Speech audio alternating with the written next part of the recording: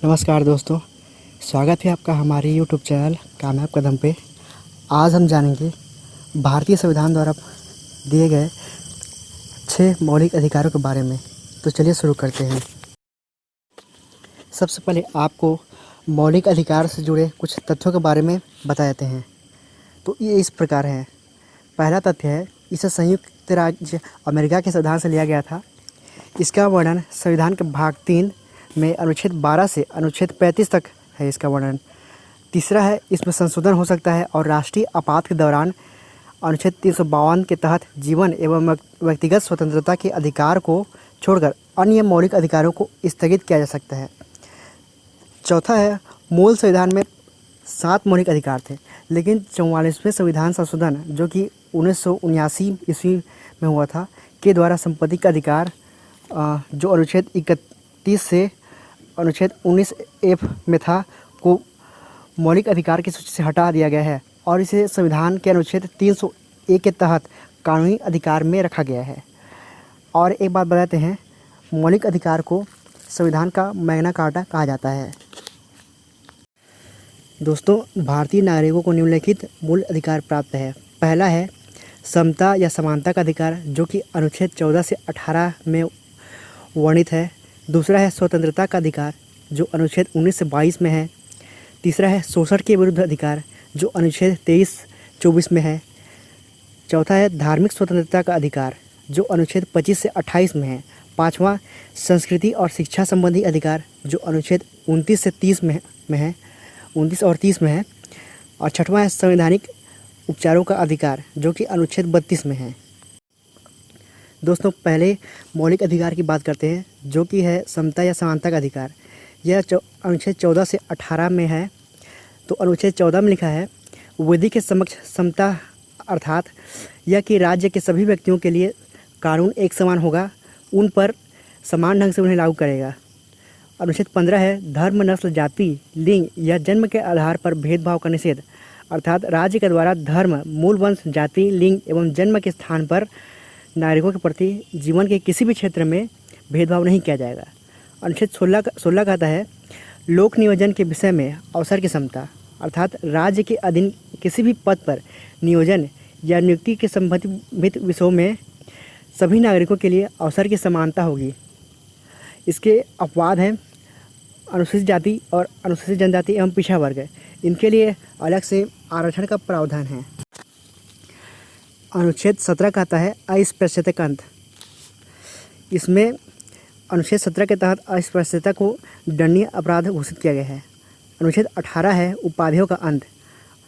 या सेना या विधा संबंधित सम्मान के सिवाय अन्य कोई भी उपाधि राज्य द्वारा प्रदान नहीं की जाएगी। भारत का कोई भी नागरिक किसी अन्य देश से बिना राष्ट्रपति की आज्ञा से कोई भी उपाधि स्वीकार नहीं कर सकेगा। भारतीय संविधान द्वारा प्रदत्त दूसरा मौलिक अधिकार है स्वतंत्रता का अधिकार, जो कि अनुच्छेद 19 से 22 में निहित है। अनुच्छेद 19, इसमें मूल संविधान में भी 7 की तरह की स्वतंत्रता का उल्लेख था, लेकिन वर्तमान में सिर्फ 6 हैं। इसमें संपत्ति का अधिकार को हटा दिया गया है। 19A कहता है बोलने की स्वतंत्रता। 19B कहता है शांतिपूर्वक बिना हथियारों के एकत्रित होने और सभा करने की स्वतंत्रता। 19C कहता है संघ बनाने की स्वतंत्रता। 19D कहता है देश के किसी भी क्षेत्र में आवागमन की स्वतंत्रता। 19E कहता है देश के किसी भी क्षेत्र में निवास करने और बसने की स्वतंत्रता। और 19F जो कि संपत्ति का अधिकार था वह हटा दिया गया है। 19G जो है कोई भी व्यापार एवं जीविका चलाने की स्वतंत्रता। एक बात और है, प्रेस की स्वतंत्रता का वर्णन का अनुच्छेद जो है ना 19A में ही निहित है। अनुच्छेद 20 के बारे में बताते हैं, अपराधों के लिए दोष सिद्धि के संबंध में संरक्षण है। इसके तहत 3 प्रकार की स्वतंत्रता का वर्णन है। ए, किसी भी व्यक्ति को एक अपराध के लिए सिर्फ एक बार सज़ा मिलेगी। बी है, अपराध के समय जो कानून है इसी के तहत सज़ा मिलेगी, न कि पहले और बाद में बनने वाले कानून के तहत।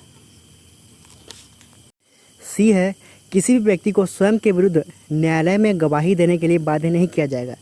अनुच्छेद 21 इसके बारे में बताते हैं, जो है प्राण एवं दैहिक स्वतंत्रता का संरक्षण। किसी भी व्यक्ति को विधि द्वारा स्थापित प्रक्रिया के अतिरिक्त उसके जीवन और व्यक्ति स्वतंत्रता के अधिकार से वंचित नहीं किया जा सकता।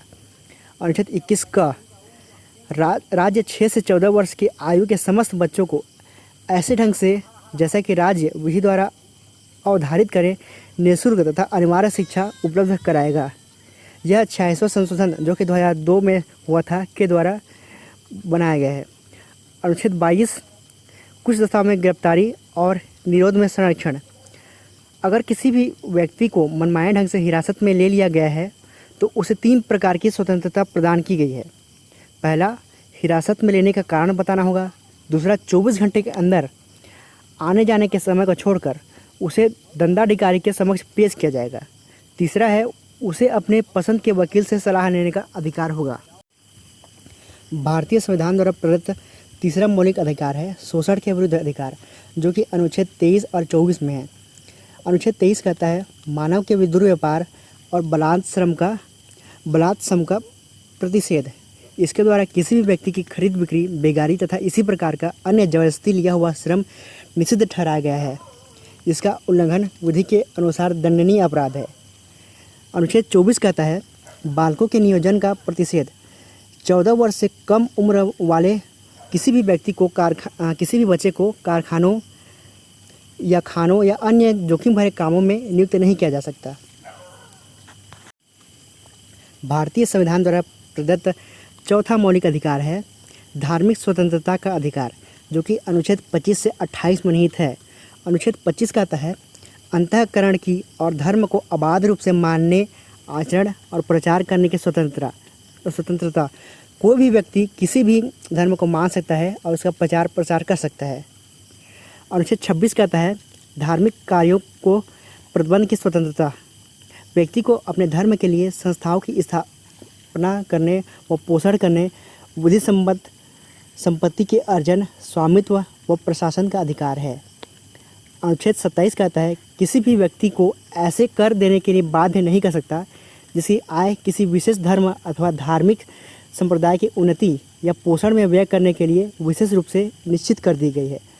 अनुच्छेद 28 कहता है राज्य विधि से पूर्णतः पोषित किसी शिक्षा संस्था में धार्मिक शिक्षा नहीं दी जाएगी।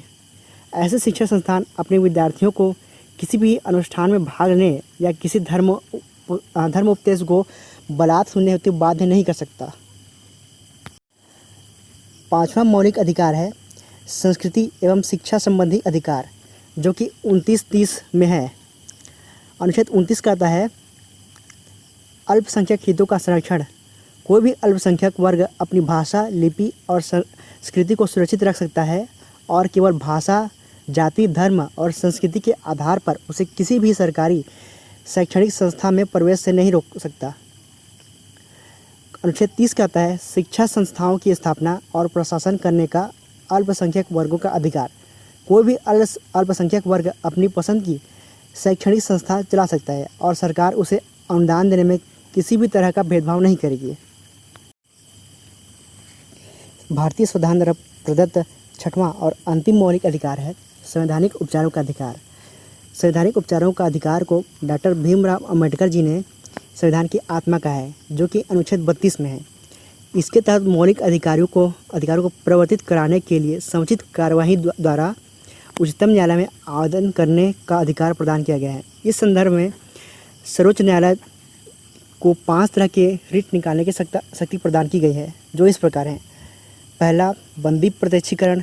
दूसरा, परमादेश। तीसरा, प्रतिषेध लेख। चौथा, उत्प्रेषण। और 5वां, अधिकार परीक्षा लेख। इन 5 रीटों में पहला है बंदी प्रत्यक्षीकरण। यह उस व्यक्ति की प्रार्थना पर जारी किया जाता है जो यह समझता है कि उसे अवैध रूप से बंदी बनाया गया है। इसके द्वारा न्यायालय बंदीकरण करने वाले अधिकारी को आदेश देता है कि वह बंदी बनाए गए व्यक्ति को निश्चित स्थान और निश्चित समय के अंदर उपस्थित करे, जिससे न्यायालय बंदी बनाए जाने के कारणों पर विचार विमर्श कर सके। दूसरा है परमादेश लेख। परमादेश का लेख उस समय जारी किया जाता है जब कोई पदाधिकारी अपने सार्वजनिक कर्तव्य का निर्वाह नहीं करता।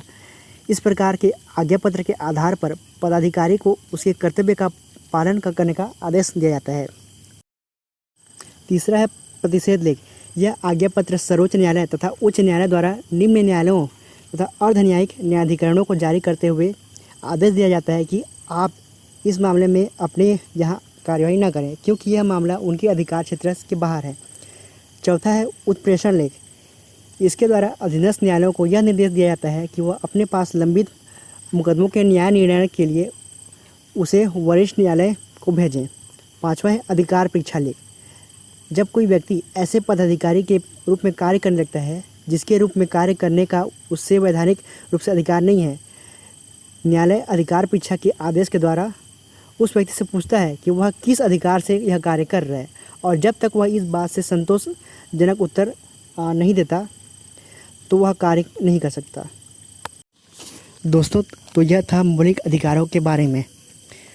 इसी तरह के और भी वीडियो देखने के लिए हमारे चैनल कामयाब कदम को सब्सक्राइब ज़रूर करें और इस वीडियो को लाइक और शेयर ज़रूर करें। धन्यवाद। दोस्तों, अगर आपको ये वीडियो पसंद आया तो हमारे चैनल कामयाब कदम को सब्सक्राइब कीजिए। इस वीडियो को लाइक और शेयर ज़रूर करें। अब आप हमें फेसबुक पे भी फॉलो कर सकते हैं। बस टाइप कीजिए fb.com/कामयाब कदम।